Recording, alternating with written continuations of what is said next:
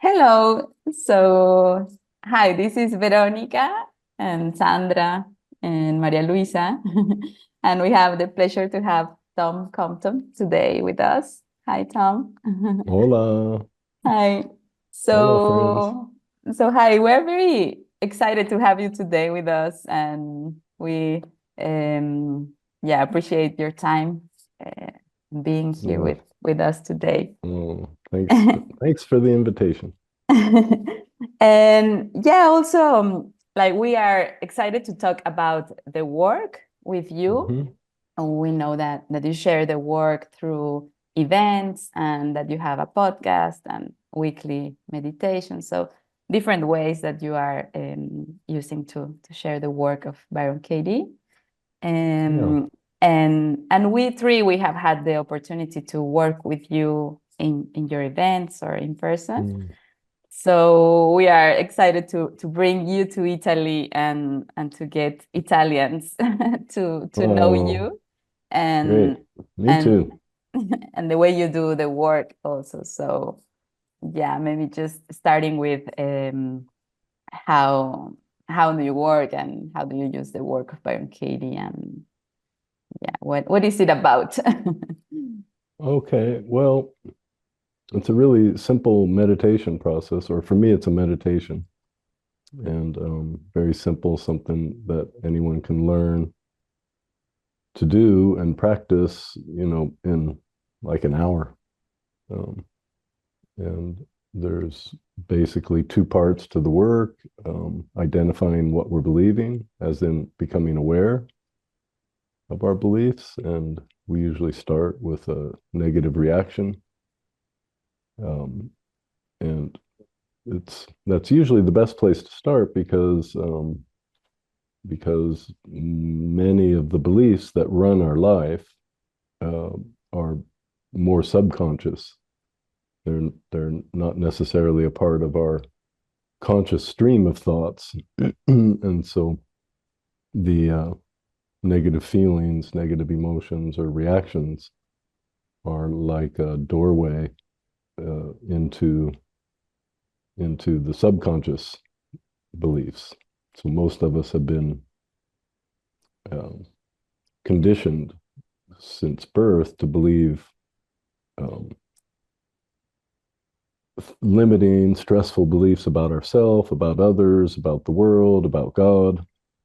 And so the negative emotions can help us bring those conditioned beliefs up into the surface, into our awareness. And then once they're up in our awareness, um, you could say that's like half the battle, half the process. And then the second part of the work is just to question those beliefs. Four questions: Is it true? Can you absolutely know that it's true? How do you react when you believe that thought? And who would you be without it? And each one of those questions is its own guided meditation. Each one has a different gift in understanding or awareness, and ultimately leads to, um, eventually leads to the release of these limiting and stressful beliefs. And then the last part is the turnaround, where you take whatever belief you're working on and you turn it around to the opposite or the other. As an example, if I'm working on the thought, my wife doesn't listen to me, and so then the opposite would be my wife does listen to me, and then I would just contemplate from that perspective, could there be some truth to this opposite perspective that she does listen to me? And so it invites us to look from this completely opposite perspective, which is can be very enlightening, and as Katie often says, the work can be the self-realization of our own hypocrisy. So she does listen to me. That's one turnaround.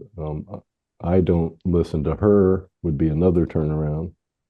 And then I could if I want to be honest with myself, if I want my freedom, I'll honestly look, could that be just as true? I don't listen to her. And then maybe I see hundreds of ways where I don't listen.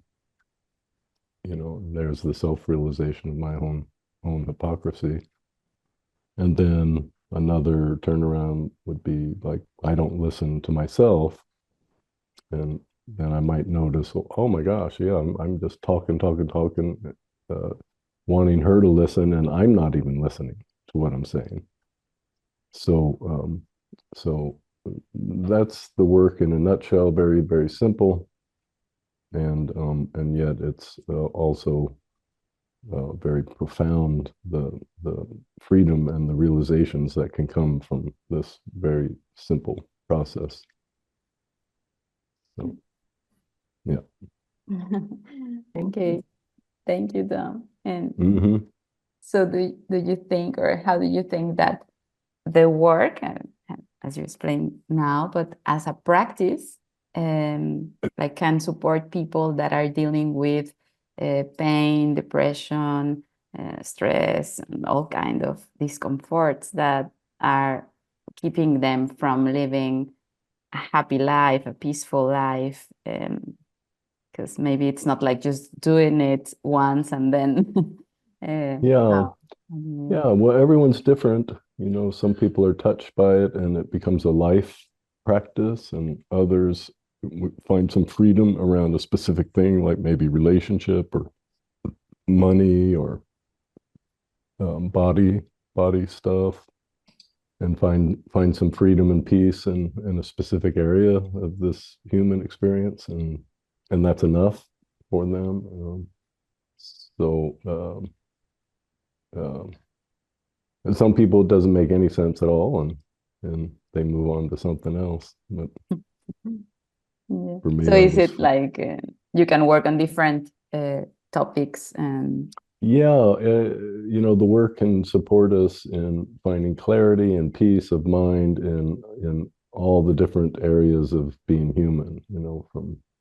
From health to relationship to work and money and our relationship with God or the universe. Um, they can support us in um, finding clarity and peace of mind, which is ultimately what everyone's looking for. I read recently where Katie described happiness as our real nature, and that for her, happiness is peace and clarity. And also, a very radical statement that she made is, the work helps us identify and question the beliefs that cause all the suffering on the planet.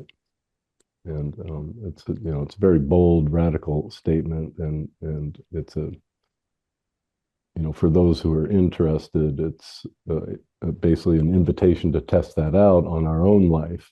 If I can see where is it possible that I've been causing all of my suffering through my thinking, which was something that I was very lucky at, because I saw that um, like almost the first time I saw Katie.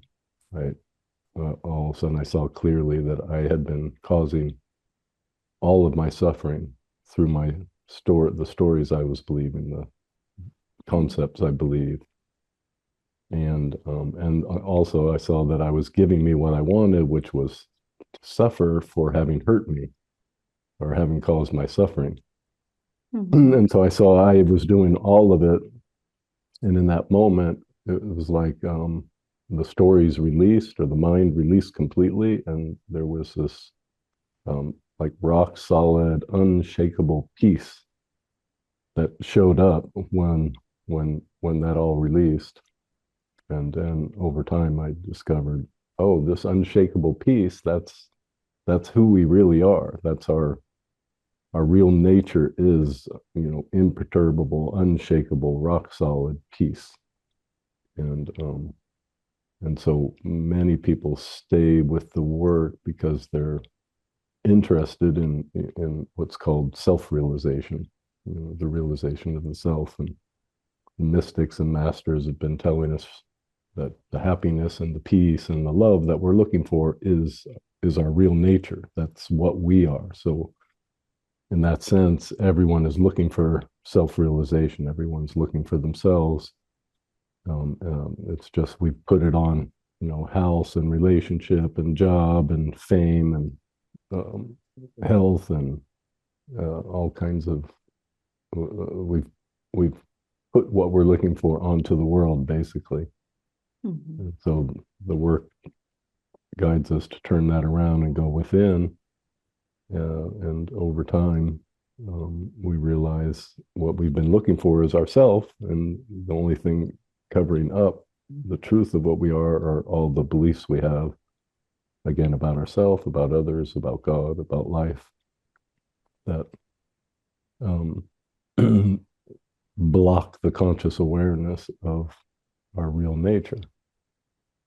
So as we undo the stories, our real nature begins to rise up. We become more conscious of our real nature. So people start to experience more peace, more happiness, more joy, begin to have an optimistic outlook on life, and good things just seem to begin to fall into people's lap as they become happier and more peaceful. And, so most people start to experience an external change in their world as well, with the undoing of these stressful limiting beliefs. Mm-hmm. Wow. Thank you, Tom. Yeah, it's an amazing process and so simple. Mm-hmm.